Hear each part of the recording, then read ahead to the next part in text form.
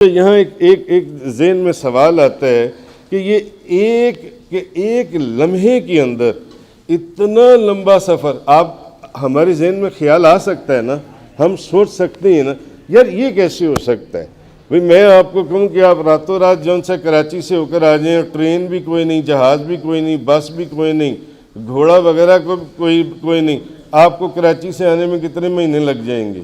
آپ پیدل جائیں اور پیدل آئیں کراچی جون سے، مہینے لگ جائیں گے آپ کو جون سے، مہینے۔ مگر اب حضور کہہ رہی ہیں کہ رات کے ایک چھوٹے سے حصے میں، چھوٹے سے ایک لمحے کے اندر بلکہ ایک سیکنڈ کے اندر حضور نے یہ سارا سفر طے کیا۔ بندہ سوچتا ہے نا کہ یہ کیسے ہو سکتا ہے، یہ تو ممکن ہی نہیں ہے جون سے ہے۔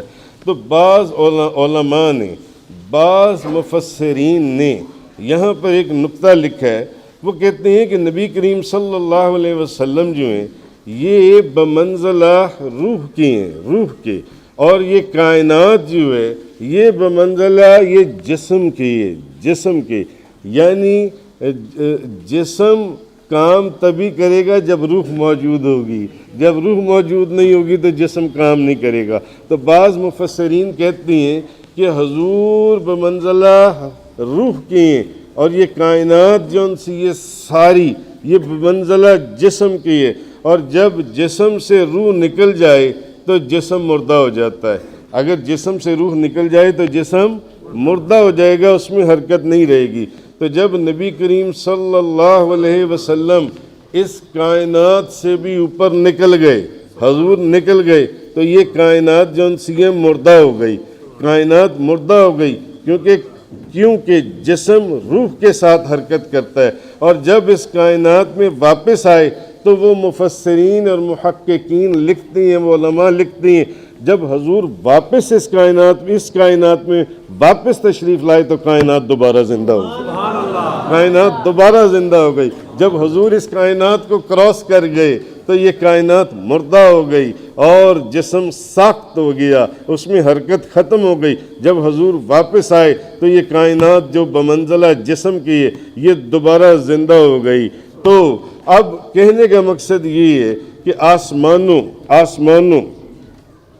اور زمینوں، سورج اور سیاروں کی گردش جہاں تک پہنچتی تھی یہ وہیں پر رک گئی جب حضور یہاں سے تشریف لے گئے، اور جب آپ اس کائنات میں دوبارہ داخل ہوئے تو پھر وہ گردش وہیں سے شروع ہو گئی۔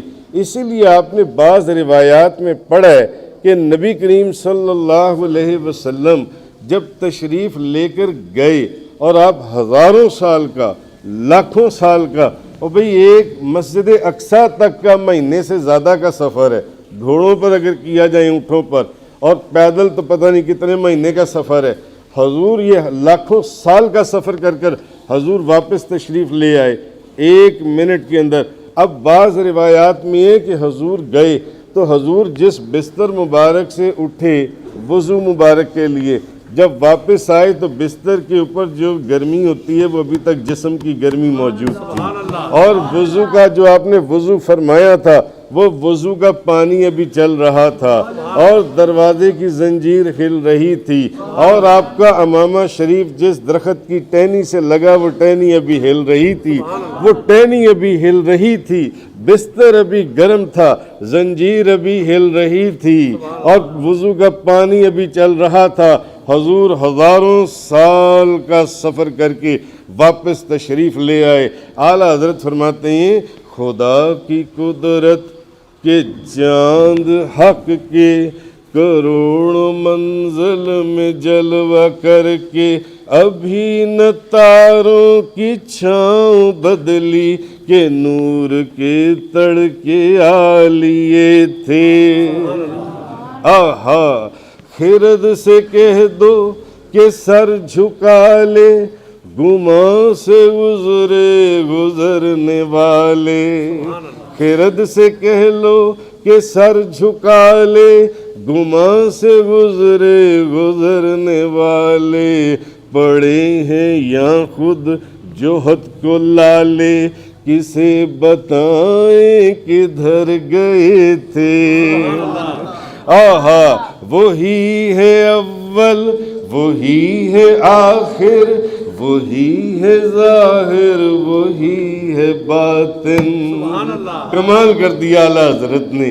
هو الاول والآخر والظاہر والباطن وهو بكل شيء علیم. شیخ عبدالحق محدث دہلوی مدارج النبوت کے اندر فرماتے ہیں کہ یہ آیت کہ وہ اول ہے وہ آخر ہے وہ ظاہر ہے وہ باطن ہے، یہ آیت اگر اللہ کی حمد ہے تو یہی آیت اللہ کے محبوب کی نعت بھی ہے. وہی ہے اول وہی ہے آخر وہی ہے ظاہر وہی ہے باطن، اسی کے جلوے اسی سے ملنے اسی سے اس کی طرف گئے تھے.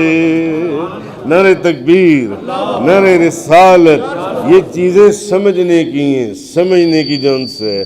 تو دوسری بات یہ کہ اب جو چیز سمجھنے والی ہے کہ اگر یہ اعتراض ہو کہ براق جو ہے، مسجد اقصیٰ جو ہے، ساتواں آسمان جو ہے، سدرہ جو ہے، رف عرش وغیرہ، اگر کوئی کہے کہ یہ سب بھی چیزیں تو اسی کائنات میں ہیں.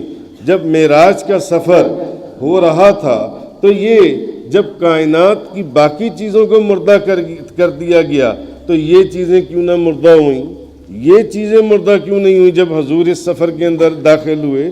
تو نبی کریم صلی اللہ علیہ وسلم کا مسجد اقصیٰ میں جا کر امامت کروانا، آسمانوں پر انبیاء علیہ السلام سے ملاقات فرمانا، معراج کے واقعات کا ظہور ہونا، اس لیے یہاں کہا، علماء نے یہ کہا، محققین نے یہ کہا کہ جن چیزوں کے ساتھ نبی کریم صلی اللہ علیہ وسلم کی یہ نقطہ محققین نے فرمایا کہ جن چیزوں کے ساتھ نبی کریم صلی اللہ علیہ وسلم کے وجود اور معراج کا تعلق تھا، ان کو اللہ تعالیٰ نے اس کائنات کے اندر ہونے کے باوجود مردہ نہیں کیا، ان کو اللہ نے زندہ رکھا.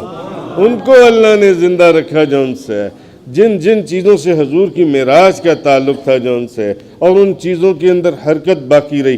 اس کے علاوہ باقی کائنات جون سی ہے وہ ساری ساکن ہو گئی، بے جان ہو گئی، اور جیسے ہی حضور اس کائنات کے اندر دوبارہ داخل ہوئے وہ وہیں سے دوبارہ رواں ہو گئی. اس لیے وہ روایات اور وہ حدیثیں آئیں کہ نبی کریم صلی اللہ علیہ وسلم جب معراج کی رات گئے تو معراج کی رات نبی کریم صلی اللہ علیہ وسلم واپس آ گئے تو ابھی دروازے کی کنڈی ہل رہی تھی، ابھی بستر گرم تھا، ابھی وضو کا پانی چل رہا تھا.